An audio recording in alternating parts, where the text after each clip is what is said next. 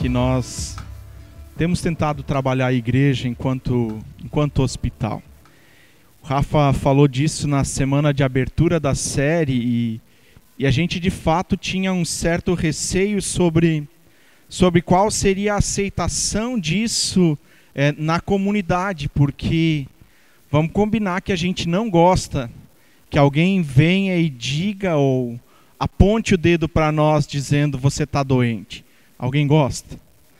Nem quando o médico diz isso a gente não gosta. A gente procura o médico para que ele diga para nós que a gente não tem nada, não é assim? A gente procura o médico na esperança que ele diga só um paracetamol resolve. Não é assim que você vai no médico? Talvez seja só comigo, então. Eu nem senti muita concordância com isso. A segunda coisa, a gente está terminando um feriado prolongado, né? E a gente também estava com um dia bonito de sol. E eu de tarde pensando, ontem eu já disse, tomara que chova domingo à tarde. Porque aí o pessoal volta mais cedo da praia. Mas mesmo com o dia de sol, vocês voltaram e nós nos alegramos com isso então. Nosso assunto hoje é sobre o lugar de cura. Nós já falamos 2 semanas a respeito disso, do tema, e na semana passada ainda o William falando sobre maternidade. Hoje nós queremos apontar para algumas situações nas quais a gente reconhece, ou talvez nem tanto, as nossas dores e enfermidades, mas acaba não procurando ajuda para isso no lugar certo. E se é verdade que a gente tem uma certa limitação, uma resistência em dizer, em aceitar que nós estamos doentes, nós também não vamos procurar cura para isso. Se a dor for insuportável, a gente procura algumas alternativas, uns paliativos para isso. E a gente toma alguma medicação que dá um alíviozinho naquele momento e a gente toca a vida adiante. Porque lidar com as nossas enfermidades, isso é complicado, a gente não está habituado com isso. Nós queremos falar então um pouco sobre isso. Eu vou falar sobre 3 situações, doenças que a gente percebe no nosso tempo. Mas eu não quero diagnosticar ninguém, não quero dizer com isso que a gente fecha o assunto naquilo ali, eu não quero generalizar, eu quero apenas tentar ilustrar algumas situações que nós vivemos no dia a dia, também vivemos dentro da igreja, que me parecem muito semelhantes com algumas enfermidades que têm preocupado a sociedade de uma maneira geral. Então, a primeira coisa que eu quero tratar é sobre as nossas doenças. A primeira delas, eu quero falar sobre obesidade. E de manhã eu falei isso também, que talvez de nós 3 eu seja o que possa falar isso com mais propriedade, né? Porque o Rafa falar de obesidade vai ficar ruim, né? Ele não tem essa experiência. Eu também não. O médico diz que eu estou com sobrepeso. Ainda não é obesidade. Segundo os estudos mais recentes da OMS, Organização Mundial de Saúde, apontando para dados no Brasil, a gente tem um crescimento da população com sobrepeso e da população com obesidade. Os índices anteriores eram de 2010 e a OMS então dizia que no Brasil tinha 51,1% de pessoas com sobrepeso, 2010. 2014, o último estudo divulgado, tem 54,1% de pessoas no Brasil com sobrepeso, um aumento de 3%. Com obesidade, o mesmo estudo aponta em 2010 17,8% e aponta em 2014 20,1%. Isso quer dizer que se nós somarmos os 54 mais os 20, nós temos 75%. Estou arredondando para cima, eu sei que dá 74%. Nós temos 75% da população do país que tem algum problema com peso. É ruim isso? Bom, depende. Eu com sobrepeso, eu não me incomodo com a questão estética, por exemplo. Mas eu já tive dificuldade com uma enfermidade crônica que agora me acompanha para o resto da vida. Já falei disso uns 5 anos atrás. eu tive um diagnóstico de gota. E quando o médico me disse isso, eu disse, não pode, doutor, eu sou pastor. Pastor não tem gota, porque pastor não bebe. A gente sempre pensa em gota, pensando naqueles idosos que passam mais tempo no bar do que em casa, não é assim? E eu descobri que no meu caso é pela ingestão da proteína.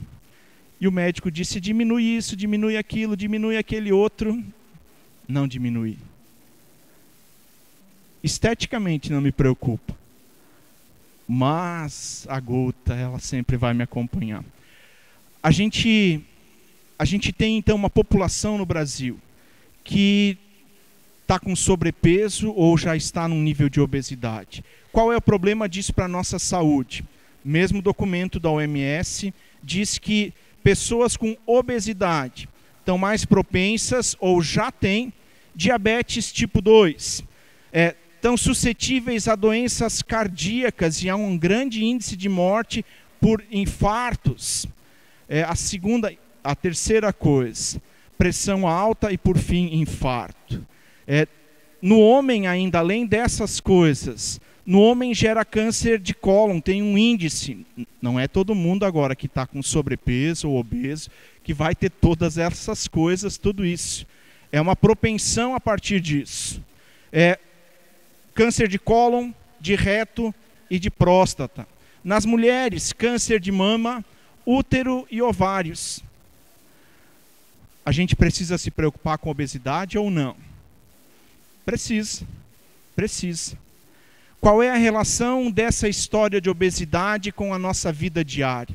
Eu não quero falar, já disse isso, eu não quero falar de tratar essas doenças especificamente. Eu quero tentar fazer uma ponte para a nossa vida cotidiana com isso. Se sobrepeso e obesidade vêm por um exagero na ingestão associado com uma falta de exercício. Na teoria isso parece tão fácil, né? Come menos, mais exercício e está resolvido. Na prática a gente sabe que não é assim, ou eu sei que não é bem assim. Na vida diária a gente percebe um monte de gente que consome muita informação. A gente ouve pessoas dando palpite na política sem nunca terem participado de uma reunião de condomínio. A gente ouve pessoas dando opinião sobre como se resolve a crise econômica do país depois de alguns meses em recessão, sendo que elas não conseguem administrar o seu orçamento doméstico. A gente ouve pessoas dando palpite a respeito de depressão, sendo que elas não conseguem lidar com as suas tristezas e frustrações diárias. Não estão preocupadas com isso. Um excesso de informação que faz com que a gente enche e ao mesmo tempo a gente não está disposto a correr o risco de cuidar de alguém em alguma dessas situações. Não, eu só sei falar sobre política, mas eu não vou me envolver com a administração pública da cidade. Eu não vou participar do conselho de moradores, do condomínio, ou de qualquer coisa assim. E a gente incha, e a gente tem muita informação. Mas a gente não se responsabiliza por ninguém, por problema de ninguém. A gente não quer cuidar de ninguém. A gente não quer cuidar de situações. E a gente começa a ter outros problemas como decorrência disso.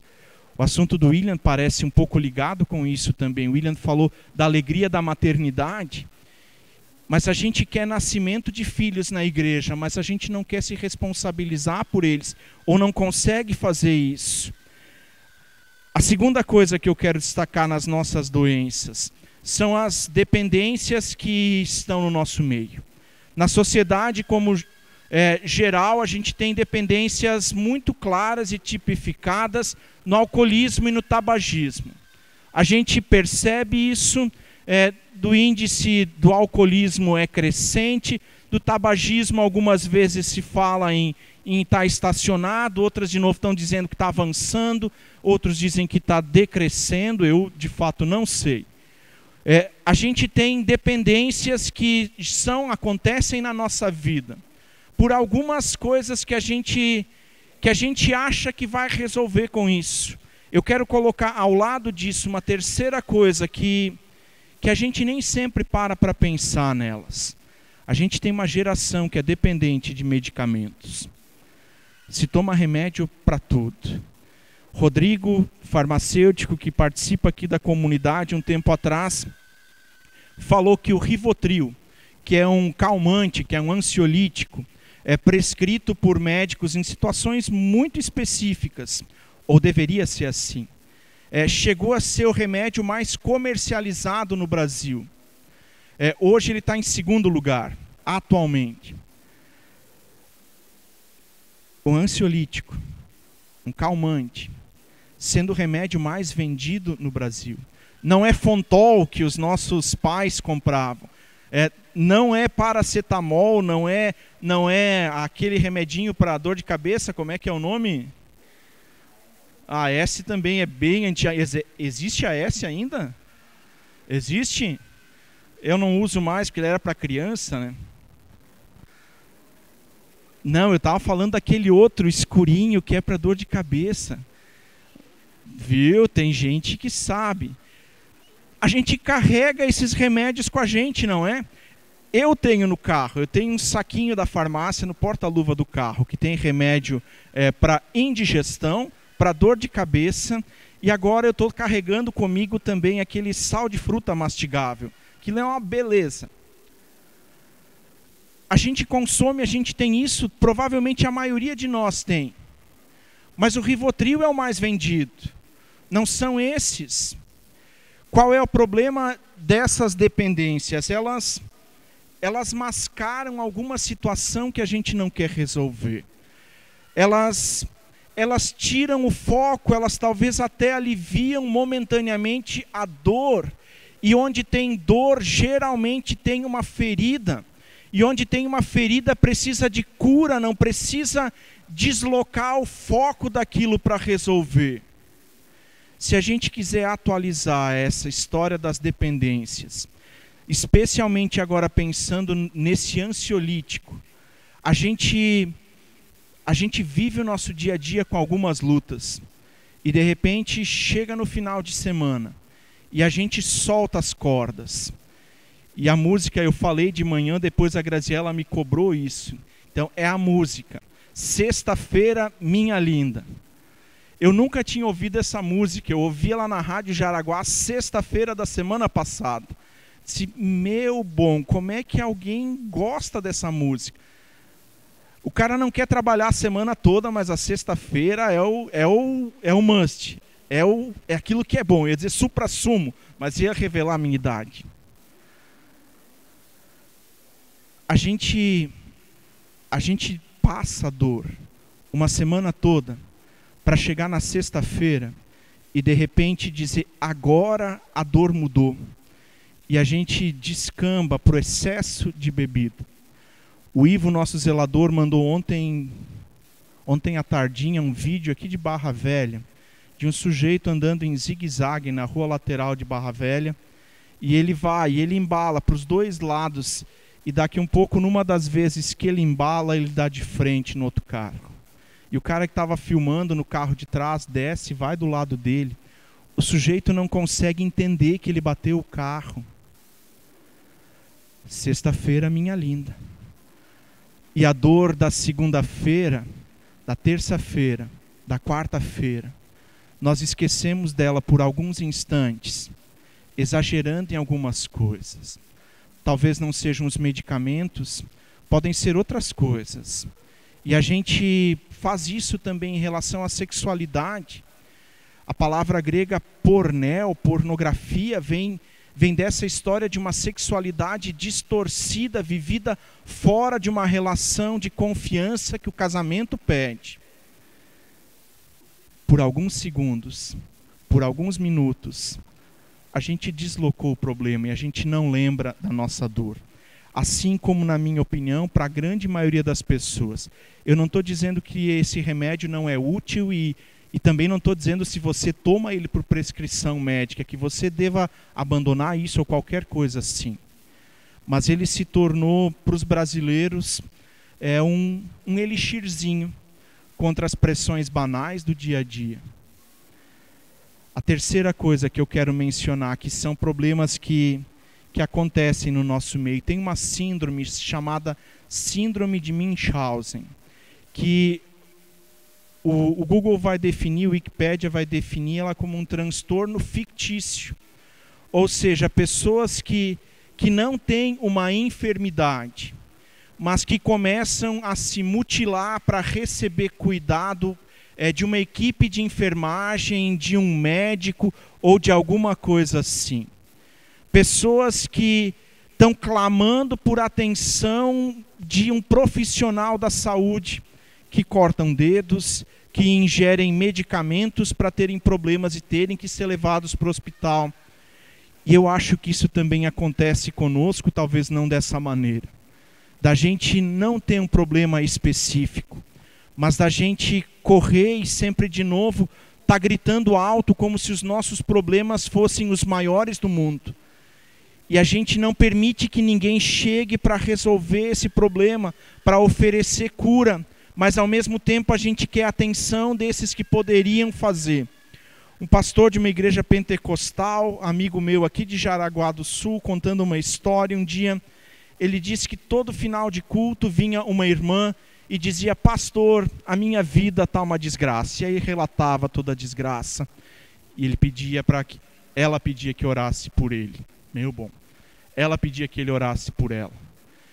E aquilo se repetiu algumas semanas, e ele disse que conhecia a família, conhecia a situação, e não era nada tão desesperador, tão grave, até que um dia ele encheu o saco disso. Encheu o saco é meu vocabulário, não dele. E ele pensou, o que eu vou fazer com essa situação? Domingo, final do culto, vem de novo a irmã, relata todo o problema. Ele disse: agora eu dou jeito na história. Ele disse que botou a mão na cabeça dela e disse: irmã, então vamos resolver isso de uma vez por todas.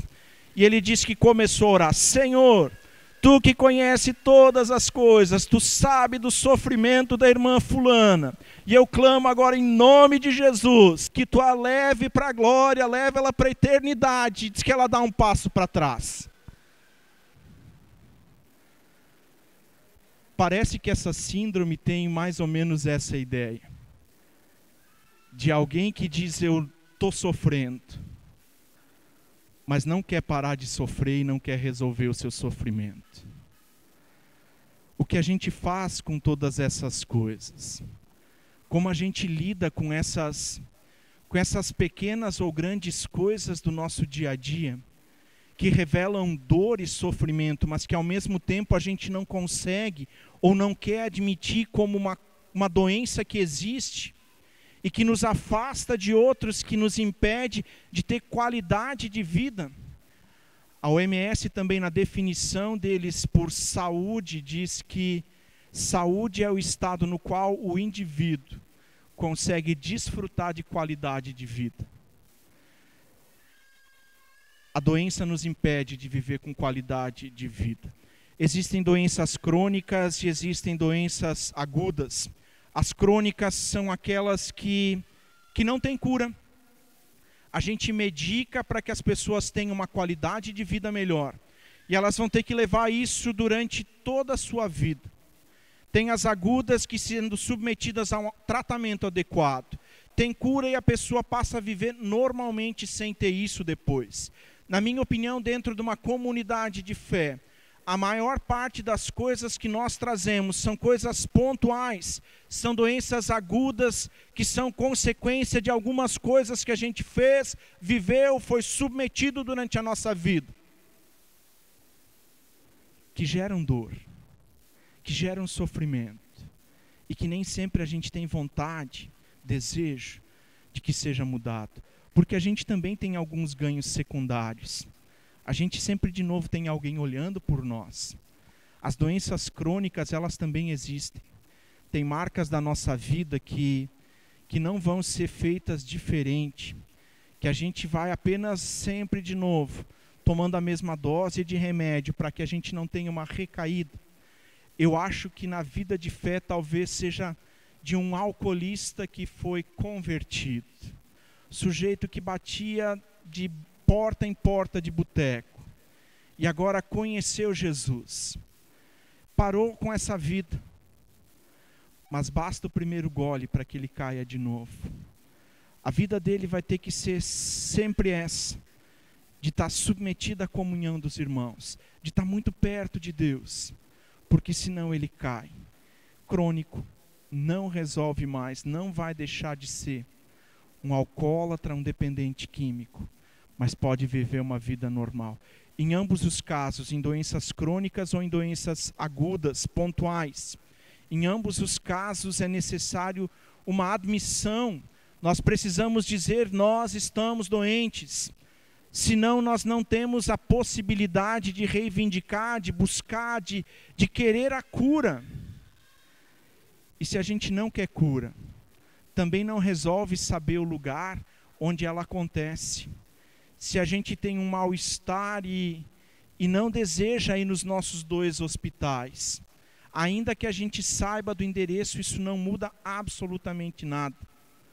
Também tem algumas falácias a respeito das nossas doenças. Vocês devem ter ouvido alguma coisa parecida com isso já. O tempo cura tudo. Não cura. O tempo talvez faz a gente esquecer algumas coisas, faz doer menos, mas o tempo não cura.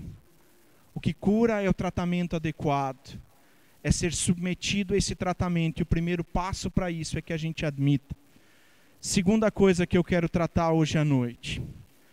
A igreja sempre foi o lugar da cura. Sempre foi. Nos últimos anos, a igreja tem sido colocada num segundo, num terceiro plano, inclusive em relação às questões de cura. E eu não estou dizendo, não quero concorrer com a ciência, não quero concorrer com a medicina, com a psicologia, mas o lugar da cura sempre foi a igreja. Êxodo capítulo 15, versículo 26, diz assim: o povo de Israel sai do exílio, Moisés está conduzindo eles, já aconteceram as 10 pragas, eles atravessaram o Mar Vermelho e agora eles estão acampados no deserto. E não tem água. Tem água, mas ela é amarga. E Moisés clama a Deus, Deus diz: tem um arbustozinho lá, joga isso dentro da água que está resolvido.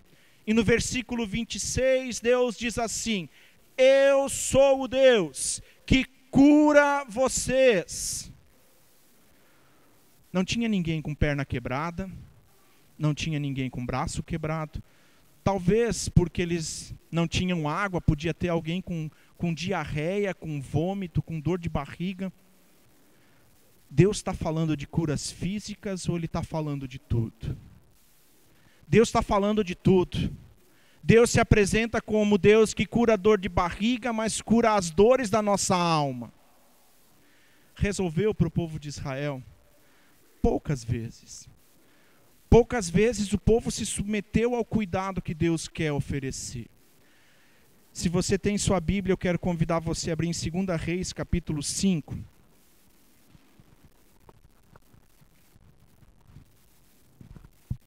Segunda Reis, capítulo 5, diz assim, versículos de 1 até 14.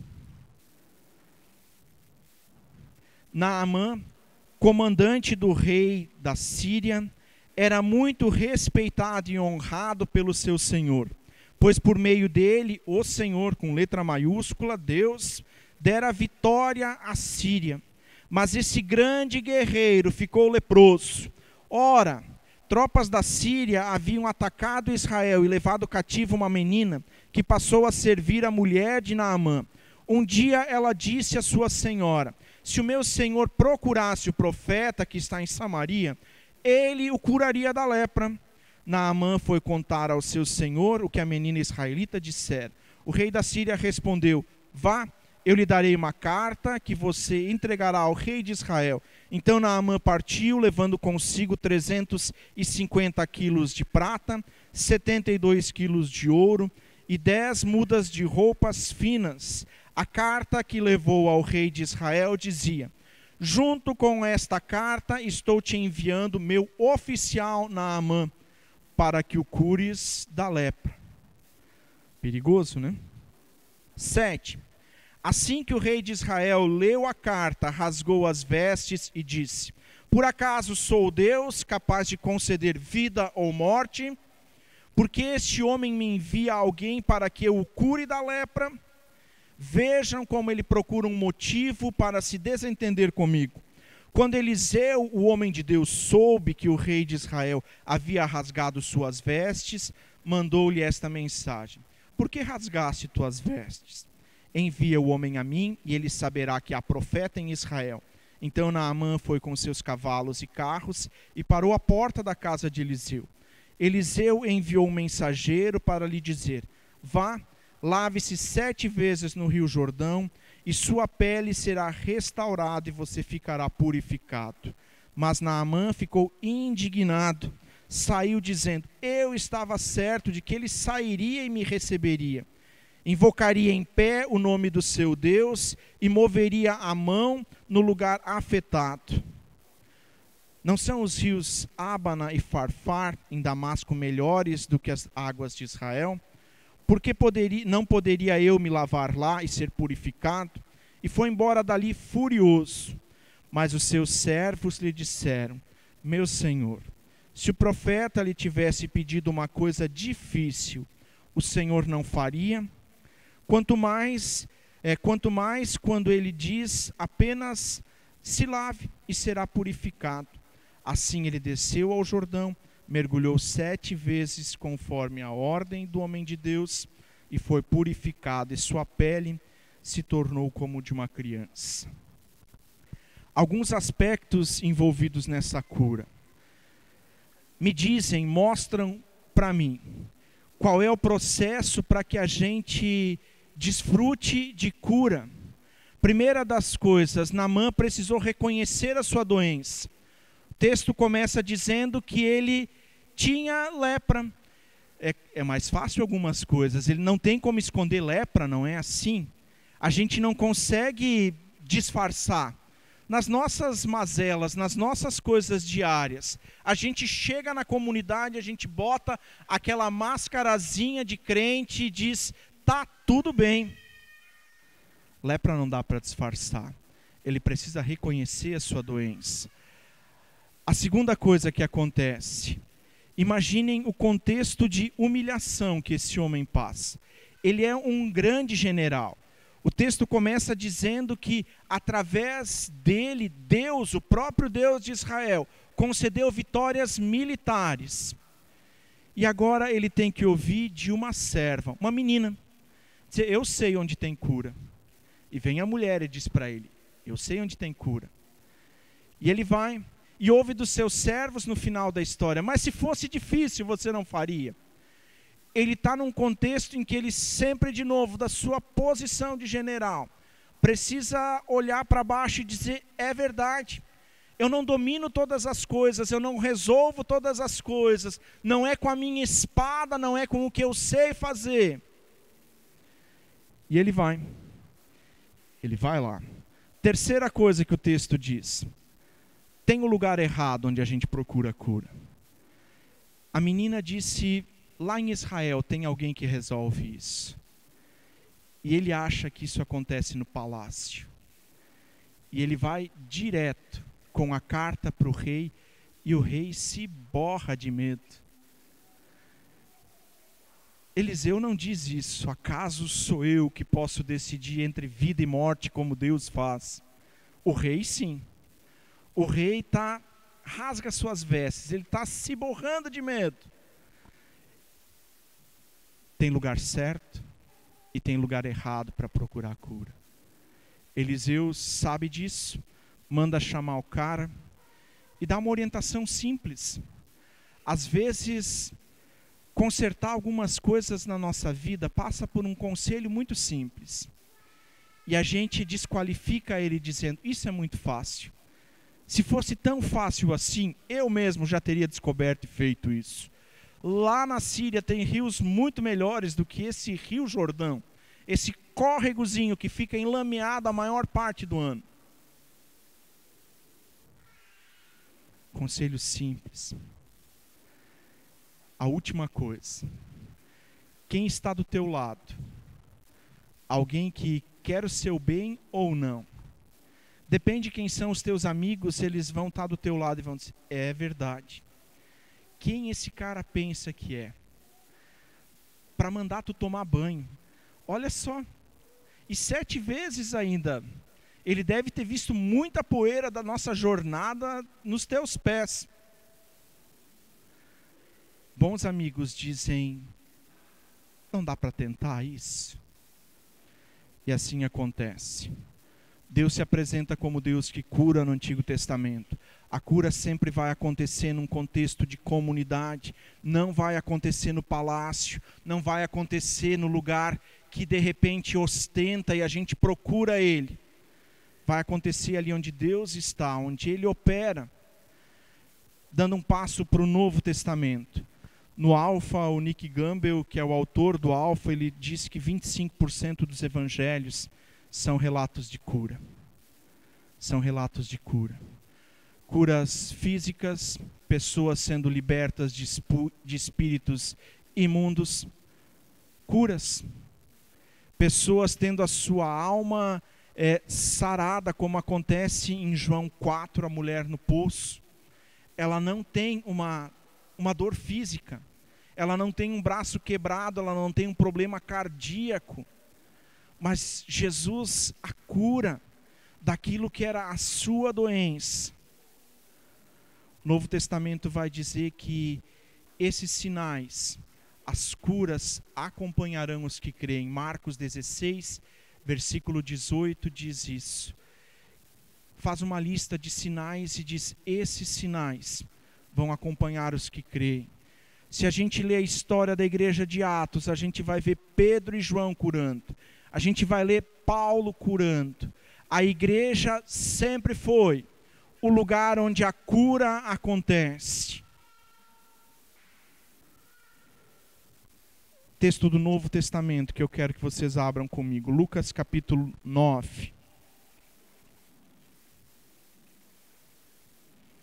Lucas 9, versículos 10 e 11.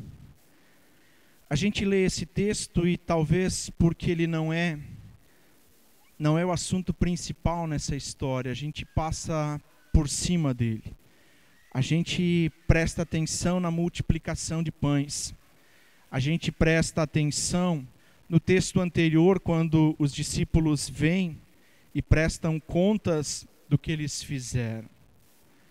Mas o versículo 10 então diz assim, ao voltarem, os apóstolos relataram a Jesus o que tinham feito. E então ele os tomou consigo e retiraram-se para uma cidade chamada Betsaida. Mas as multidões ficaram sabendo e o seguiram. E ele as acolheu e falava-lhes a respeito do reino de Deus e curava os que precisavam de cura. E curava os que precisavam de cura. A gente nem sempre pensa em Jesus dessa forma. Como esse que simplesmente acolhe os que vão chegando. E entre os que vão chegando sempre tem aqueles que precisam de cura. E Jesus os curava. E Jesus os curava. Tem uma frase que é atribuída a um dos filósofos, Platão, quando ele diz que o faminto vai onde tem pão. Eu já vi essa frase sendo atribuída a outros personagens históricos, então eu não sei de quem de fato ela é. O faminto vai onde tem pão. Os que precisam de cura vão onde? Os que precisam de cura vão onde? A igreja sempre foi o lugar de cura. Porque Deus se apresenta assim, dizendo, eu sou o Deus que cura vocês. Jesus diz que curava aqueles que precisavam. E eu quero terminar apenas com algumas perguntas e um tempo de oração. Se a igreja de fato é o lugar de cura, o segundo passo nessa história é que a gente precisa admitir a nossa doença. Sem admitir que nós precisamos de cura, nós vamos passar é pelo lugar de cura algumas vezes durante a nossa vida.